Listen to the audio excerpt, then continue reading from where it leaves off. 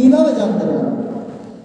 আল্লাহ রাসূলকে যখন এ ধরনের প্রশ্ন করা হলো, ফাকাল নবী সাল্লাল্লাহু আলাইহি ওয়াসাল্লাম, এরপর আল্লাহ রাসূল সাল্লাল্লাহু আলাইহি ওয়াসাল্লাম বলেন, ইদা সামি'তা জিরানাকা ইয়াকুলুনা ক্বাদ আহসানতা ফাকাদ আহসানতা।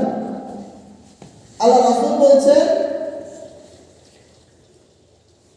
তোমার প্রতিবেশীর কাছ থেকে যখন তুমি শুনতে পারবে ক্বাদ আহসানতা, তুমি ভালো করেছো, ফাকাদ আহসানতা, তাহলেই কেবল তুমি ভালো করেছো। তাহলে এই সার্টিফিকেটটা কিন্তু প্রতিবেশী দিচ্ছে। আমি একটা কাজ ভালো করেছি নাকি মন্দ করেছি, এই সার্টিফিকেটটা কিন্তু আশেপাশের মানুষজন অথবা প্রতিবেশী দিবে।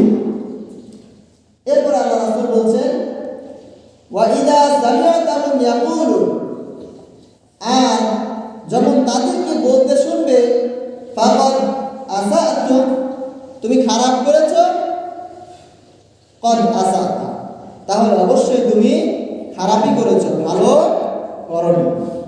তাহলে এই যে বিষয়টা, আমি ভালো করেছি নাকি খারাপ করেছি, কোনটা ঠিক হচ্ছে বা কোনটা ভুল হচ্ছে, এই বিষয়টা কিন্তু সার্টিফিকেটটা কিন্তু আপনার প্রতিবেশী আপনাকে দেবে।